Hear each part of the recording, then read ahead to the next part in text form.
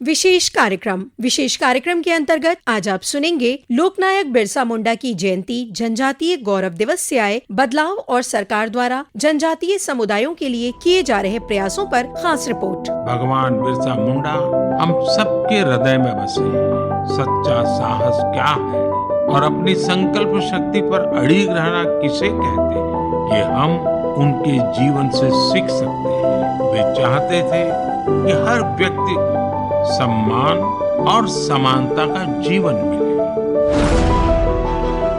प्रधानमंत्री नरेंद्र मोदी के नेतृत्व में केंद्र सरकार ने वर्ष 2021 में आजादी के अमृत महोत्सव के दौरान भारतीय सभ्यता, संस्कृति और स्वतंत्रता संग्राम में जनजातीय समुदाय के योगदान को सम्मानित करने के लिए जनजातीय नेता और स्वतंत्रता सेनानी भगवान बिरसा मुंडा की जयंती के दिन 15 नवंबर को जनजातीय गौरव दिवस के रूप में घोषित किया और तभी से उत्तर प्रदेश समेत पूरे भारत में जनजातीय गौरव दिवस बेहद उत्साह के साथ मनाया जा रहा है। काशी हिंदू विश्वविद्यालय के इतिहास विभाग के प्रोफेसर राजीव श्रीवास्तव बताते हैं कि जनजातीय समुदाय को एक सूत्र में पिरोने और उसका गौरव दिलाने में भगवान बिरसा मुंडा की बहुत महत्वपूर्ण भूमिका है। जनजातीय समाज के पूरे अंग्रेजों के खिलाफ विद्रोह को क्षेत्रीय इतिहास के रूप में देखा जाता रहा, लेकिन बिरसा मुंडा के इतिहास और बिरसा मुंडा के योगदान को कभी भी भुलाया नहीं जा सकता। आज आदिवासी समाज अगर सीना तान कर खड़ा है और भारत के इतिहास में अपने इतिहास को भी देखता है और भारत के इतिहास में अपने इतिहास को गौरवान्वित समझता है, तो भगवान बिरसा मुंडा की वजह से है। भारत की कुल अनुसूचित जनजातियों की जनसंख्या का 1.09% भाग उत्तर प्रदेश में पाया जाता है, जबकि उत्तर प्रदेश की कुल जनसंख्या में अनुसूचित जनजाति का प्रतिशत वर्ष 2011 की जनगणना के अनुसार 0.57% है। राज्य की समृद्ध सांस्कृतिक विविधता और इतिहास में जनजातीय समुदायों का बहुत बड़ा योगदान रहा है। अक्सर उत्तर प्रदेश में हम लोग सोचते हैं कि हमारे यहाँ तो जनजाति जनसंख्या बहुत कम है, प्रतिशत के रूप में तो कम है, लेकिन कुल संख्या के रूप में पूर्वोत्तर के आधे राज्यों से ज्यादा जनसंख्या उत्तर प्रदेश में निवास करती है। तो ये हमारे लिए बड़े गौरव की बात ही है और साथ साथ नीतिगत विषय से देखें तो महत्व देने की बात भी है और आदरणीय मुख्यमंत्री जी ने इस चीज को महत्व दिया है, योजनाओं को मजबूत किया है और साथ साथ जो सांस्कृतिक धरोहर है उसको आगे बढ़ाने के लिए काम किया है। जनजातीय समाज की परंपराओं, संस्कृति और राष्ट्र में उनके योगदान को जन जन तक पहुंचाने के लिए उत्तर प्रदेश सरकार की तरफ से भी 1 से 15 नवंबर तक जनजातीय गौरव पखवाड़ा और इसके तहत जनजाति भागीदारी उत्सव का आयोजन किया जाता है। मुख्यमंत्री योगी आदित्यनाथ ने 13 नवंबर से 18 नवंबर तक राजधानी लखनऊ के इंदिरा गांधी प्रतिष्ठान में जनजाति भागीदारी उत्सव का शुभारंभ किया। उत्सव के माध्यम से भगवान बिरसा मुंडा के आदर्शों और स्वतंत्रता संग्राम में उनकी भूमिका को याद किया जाता है। धरती आबा बिरसा मुंडा भारत के स्वाधीनता के पक्षधर थे। इसके लिए उन्होंने अभियान चलाया। तत्कालीन ब्रिटिश गवर्नमेंट ने उन्हें गिरफ्तार किया और मात्र 25 वर्ष की उम्र में उन्होंने रांची के जेल में अंतिम श्वास ली। उन्होंने उस समय जनजातीय समुदाय को एक ही नारा दिया था और वह नारा था अपना देश अपना राज। यह उत्सव जनजातीय विकास के लिए चलाए जाने वाले कार्यक्रमों और जनजातीय समाज के उत्थान और आत्मनिर्भरता के लिए सरकार की प्रतिबद्धता का उदाहरण है। मुख्यमंत्री योगी आदित्यनाथ ने बताया कि प्रदेश सरकार जनजातीय समाज के उत्थान और उनके अधिकारों को लक्ष्य तक पहुंचाने के लिए मिशन मोड पर काम कर रही है।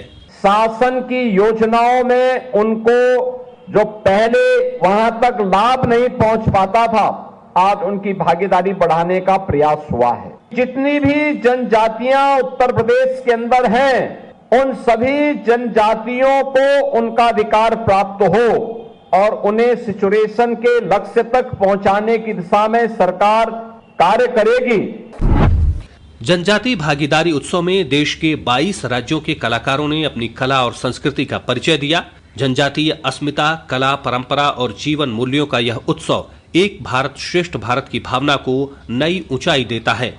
15 नवंबर को भगवान बिरसा मुंडा की 150वीं जयंती जनजातीय गौरव दिवस के अवसर पर सोनभद्र जिले में विशेष कार्यक्रम आयोजित किए गए, जिसमें मुख्यमंत्री योगी आदित्यनाथ शामिल हुए।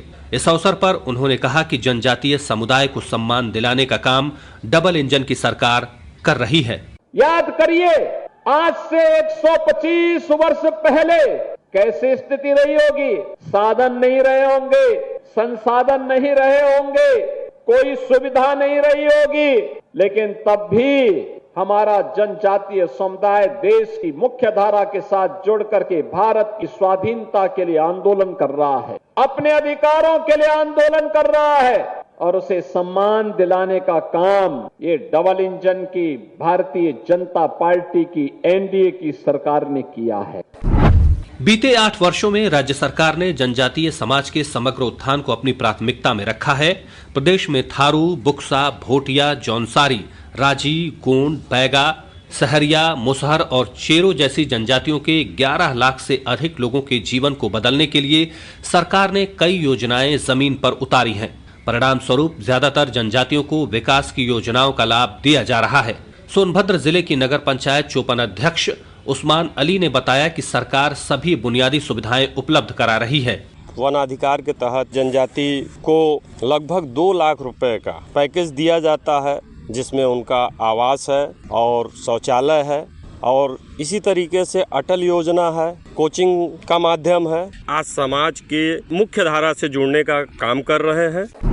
जनजाति समुदाय के लिए पीएम जनमन योजना के अंतर्गत प्रधानमंत्री जनजाति आदिवासी न्याय महाअभियान के माध्यम से अनेक कार्यक्रम प्रारंभ किए गए हैं। प्रदेश में जितनी भी अनुसूचित जनजाति की बस्तियां हैं, धरती आबा जनजाति ग्राम उत्कर्ष अभियान के अंतर्गत उन्हें सभी सुविधाओं से आच्छादित किया जा रहा है। इसके लिए 26 जनपदों के 47 ब्लॉक और 517 ग्रामों को चिन्हित किया गया है। इनमें सोनभद्र में सर्वाधिक 176 गाँव शामिल है। सोनभद्र जिले के कन्होरा गाँव के निवासी श्यामाचरण ने बताया कि सरकार की योजनाओं से जीवन स्तर बेहतर हुआ है। हमारे आदिवासी समाज के मान सम्मान और उत्थान में जो है काफी बढ़ोतरी हुई है। आज इनका जीवन स्तर अच्छा सुधरा, अच्छी शिक्षा मिल रही है, बेहतर इनको वनाधिकार के तहत तमाम पट्टे दिए गए, आवास दिए गए। तो निश्चित तौर पर ये सरकार आदिवासियों के प्रति जो है एक अच्छा कार्य कर रही है। सरकार ने अनुसूचित जनजाति के अब तक लगभग 1.5 लाख छात्रों को छात्रवृत्ति व शुल्क प्रतिपूर्ति योजनाओं से लाभान्वित किया है। 9 आश्रम पद्धति विद्यालय लखीमपुर खीरी, बलरामपुर, बहराइच, महाराजगंज, श्रावस्ती, बिजनौर में संचालित हैं। प्रदेश के समाज कल्याण राज्य मंत्री संजीव सिंह गोंड ने बताया कि शिक्षा क्षेत्र में उठाए गए कदमों से जनजातीय समाज के विद्यार्थी लाभान्वित हो रहे हैं। हमारे देश के यशस्वी प्रधानमंत्री जी द्वारा पूरे देश में जनजाति समाज के उत्थान के लिए अनेकों कार्यक्रम चलाए जा रहे हैं और उत्तर प्रदेश में हमारे प्रदेश के यशस्वी माननीय मुख्यमंत्री योगी आदित्यनाथ जी के द्वारा हमारे जनजाति समाज के उत्थान के लिए बच्चों और बच्चियों के छात्रावास, अटल आवासीय विद्यालय, एकलव्य विद्यालय जैसे तमाम जनजाति समाज के उत्थान के लिए चलाया जा रहा है। वनाधिकार अधिनियम को प्रदेश सरकार ने 13 जनपदों में लागू किया है। अनुसूचित जनजाति के 23,430 से अधिक ऐसे लोग जो वनों में निवास करते हैं, उन्हें भू अधिकार पत्र देकर उनके दावों को राजस्व रिकॉर्ड में दर्ज करके मालिकाना अधिकार उपलब्ध करवाया गया। मुख्यमंत्री योगी आदित्यनाथ ने गोरखपुर में वनटांगिया समाज को नई पहचान दिलाई।